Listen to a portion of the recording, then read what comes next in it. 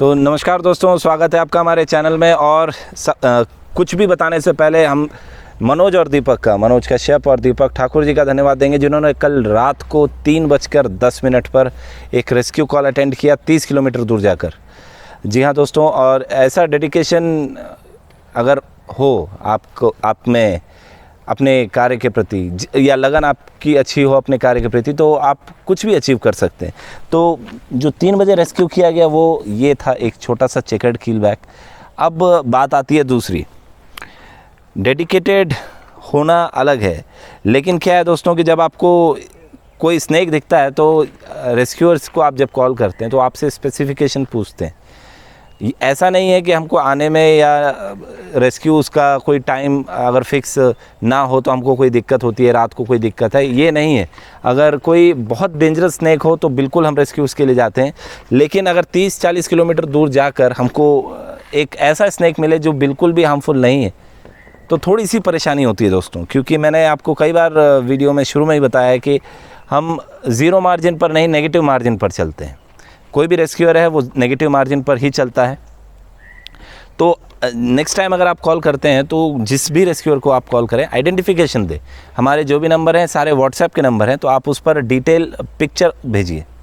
मैं भी अभी यही कहना चाह रहा था कि अगर आप स्पेसिफिकेशन ठीक से नहीं बता पा रहे हैं तो आप उसकी एक पिक्चर ले लीजिए, चाहे जूम करके ले लीजिए, ज़्यादा पास से मत ले लीजिए। और वो फ़ोटो जो है अगर आप हमारे व्हाट्सएप नंबर पे भेजते हैं, न केवल इसलिए काम आएगा कि सांप कौन सा है, बल्कि हर सांप के लिए हमारी प्रिपरेशन अलग होती है। कभी हमको बैग लेके आना पड़ता है, कभी हमको डब्बा लेके आना पड़ता है, तो अलग अलग तैयारी के साथ हमको वहाँ पहुँचना पड़ता है। तो ये बहुत हेल्पफुल होगा।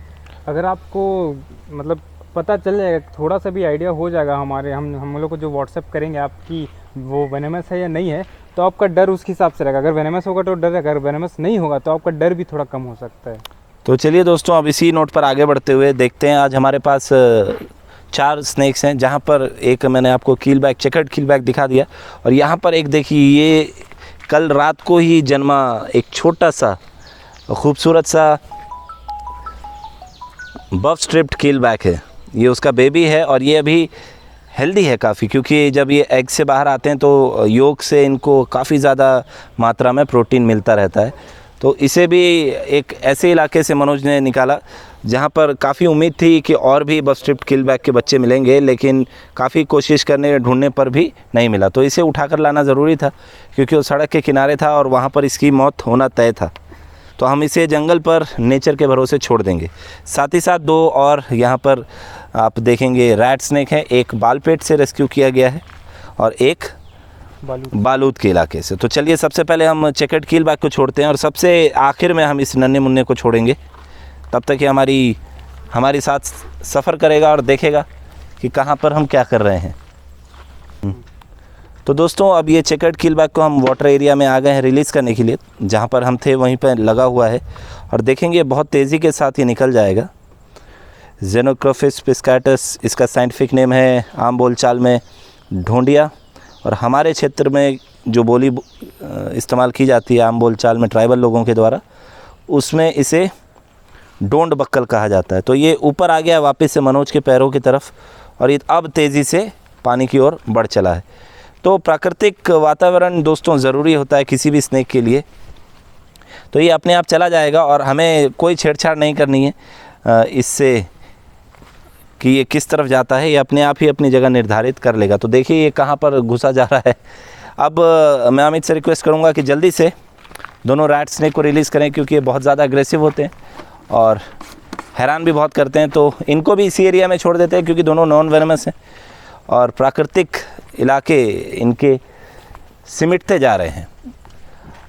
और किसी भी स्नेक को या किसी भी वन्य जीव को जब आप फॉरेस्ट्री एरिया में रिलीज़ करते हैं रेस्क्यू करने के बाद, तो सबसे ज़्यादा ज़रूरी चीज़ ये होती है कि हमको उन्हें प्रकृति पर ही छोड़ देना है, प्रकृति के भरोसे ही छोड़ना है। हम जब स्नेक को अभी जैसे इस छोटे से कीलबैक को भी हम रिलीज़ करेंगे, तो हम ये नहीं है कि हम एक कोई इस पर लगाव सा रखेंगे कि नहीं भाई इसको वापस हमें देखने आना है कि ये जीवित है या नहीं है। और देखें आप कितनी तेज़ी के साथ एक मीडियम साइज्ड रैट स्नेक निकल गया। और आपने देखा होगा साइड से 2 मिसाइल की तरह मेढक भी भागे, जिन्हें अपनी जान का खतरा लगा होगा। और इसी के साथ एक और रैट स्नेक हम रिलीज़ करते हैं। अब देखिए प्रकृति में क्या है, आपने देखा ही होगा कि वाटर एरिया जैसे ये रैट स्नेक आगे बढ़ा, चूँकि इसे अभी भूख नहीं लगी है, इसको अपने आप को हाइड करना है, इसलिए इसने भागना ज़रूरी समझा बनिस्बत किसी मेढक का शिकार या मछली का शिकार करने के। प्रकृति में भोजन सभी जीवों के लिए, वन्य जीवों के लिए उपलब्ध होता है। हमें ये ज़रूरी नहीं है कि हम जाकर ढूंढकर किसी जीव को भोजन दें। अब ये रैट स्नेक्स या किसी भी स्नेक को जब हम रिलीज़ करते हैं तो हम उसके भोजन पानी की चिंता नहीं करते, क्योंकि हमें मालूम है नेचर में इतनी संपदा है इन जीवों के लिए कि ये आराम से सर्वाइव कर जाएंगे। अब देखिए एक और रैट स्नेक ये दूसरी ओर बढ़ गया है और ये भी चला गया है, और ये सबसे पहले अपने लिए एक सेफ़ एरिया ढूंढेगा। अब इसी बीच हम इस बफ स्ट्राइप्ड कीलबैक को भी छोड़ देते हैं, जो कि काफ़ी ज़्यादा छोटा है, आप देख सकते हैं इसको, और इसको इस एरिया में रिलीज़ करते हैं। और ऐसा देखा गया दोस्तों कई बार होता है कि प्राकृतिक इलाके में या वन्य परिक्षेत्र में आमजन जो होते हैं आस्था के नाम पर या कई चीज़ों के नाम पर छेड़छाड़ करते रहते हैं, तो हम इसको कोशिश करते हैं यहीं पे छोड़ दें।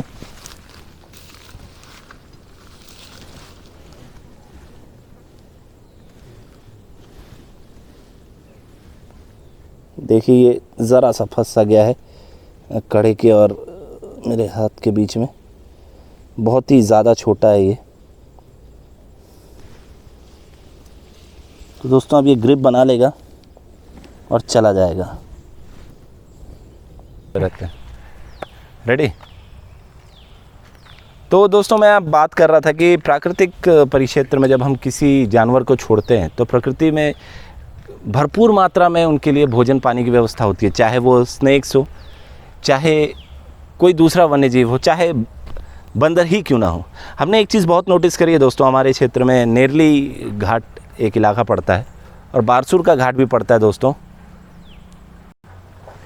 तो बारसूर का क्षेत्र भी ऐसा घाट पड़ता है जहाँ पर बहुत सारे बंदर होते हैं दोस्तों, और ये अमूमन देखा गया है कि लोग इकट्ठा होकर वहाँ पर अपनी गाड़ियाँ रोककर बंदरों को ऐसी चीज़ें खाने को देते हैं जो उनको नहीं देनी चाहिए। और जब उनसे सवालात किए जाए या उनसे ये कहा जाए कि आप ऐसा क्यों कर रहे हैं, तो वो इसे धर्म की चादर उड़ा देते हैं। अब अगर आपको वन्य जीव को भोजन देना है तो आप पार्ले जी क्यों दे रहे हैं? पहले हिसाब में तो आपको भोजन देना ही नहीं चाहिए, आपको भोजन देना ही नहीं चाहिए। आपको ज़रूरत क्या है भोजन देने की? इस बात पर अहम चर्चा करते हुए हम लोगों ने एक बहुत बैठक करी और अमित ने एक सजेशन दिया था जो वो आपको बताएंगे। तो कई लोग ये पूछते हैं कि बंदरों को खाना खिलाना क्यों गलत है। अगर हम किसी प्राणी को खिला रहे हैं तो हम उसे मार के तो नहीं खा रहे हैं, तो क्यों गलत है? सबसे पहले तो मैं आपको इसके इलीगल साइड से आपकी ज़रा पहचान कराना चाहता हूँ कि न केवल बंदर, किसी भी वन्य जीव को इंसानी खाना या इंसानों द्वारा खाना खिलाया जाना वाइल्ड लाइफ एक्ट 1972 के अंतर्गत क्राइम है। तो ये आप नहीं कर सकते। क्यों इसको क्राइम घोषित किया गया है, क्यों ये क्राइम है? इसके बहुत अलग अलग रीज़न्स हैं। कुछ जो बहुत कॉमन रीज़न है वो ये है कि अगर आपको किसी वन्य जीव के साथ जो है आपको उसकी तस्करी करनी है, उसके स्किन हो गया, हड्डी हो गया, चमड़ा हो गया, जो न केवल हमारे देश में बल्कि पूरे वर्ल्ड में ये होता है, तो आप उस खाने में कुछ उनको डाल के मिला के आप उनको खिला सकते हैं, जिससे कि आपके लिए उनको ले जाना बहुत आसान हो जाता है। दूसरी चीज़, इंसानी खाना जब आप खिलाते हैं जानवरों को तो उनको नई नई प्रकार की बीमारियां होती हैं जो इंसानों को होती हैं। तीसरी चीज़, जब आप इंसान जानवरों को खाना खिलाते हैं तो जानवर के पास इतनी समझ नहीं होती कि वो ये समझे कि इंसान हमको खाना खिला रहा है। वो खाना और इंसान को जोड़ के देखना शुरू करने लगते हैं, जिससे होता ये है कि फ्यूचर में लोगों पे अटैक होने के चांसेस बढ़ जाते हैं, और फिर वो आप ही लोग होंगे जो ये कहेंगे कि ये जानवर इंसानों को नुकसान पहुंचा रहा है, इसीलिए उसको मार दो। तो इसकी आदत कहीं ना कहीं आपने लगाई और फिर उसकी जान लेने का कारण भी कहीं ना कहीं आप ही बनेंगे।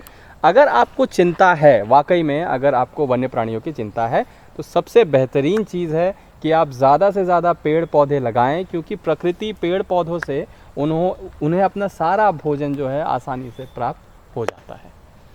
इस पे कुछ कहना चाहेंगे हमारे दोस्त? जैसे कि हाँ, मतलब खाना इसलिए भी नहीं देना चाहिए उन्हें। कई बार हमने देखा है कि रोड में क्या बोले? पॉज की। हाँ, तो इसका प्रॉब्लम एक ये भी है कि कई बार हमने देखा है कि इंसान जो है बीच सड़क में रुक के बंदरों को खाना देने लग जाते हैं, जैसे चना हो गया, मुर्रा हो गया, जो भी हो देने लग जाते हैं। तो वो क्या है, फुली डिपेंड हो जाते हैं इंसानों पे कि कोई इंसान आएगा तो ही हमें खाना मिलेगा, हमें और कुछ करने की ज़रूरत नहीं है।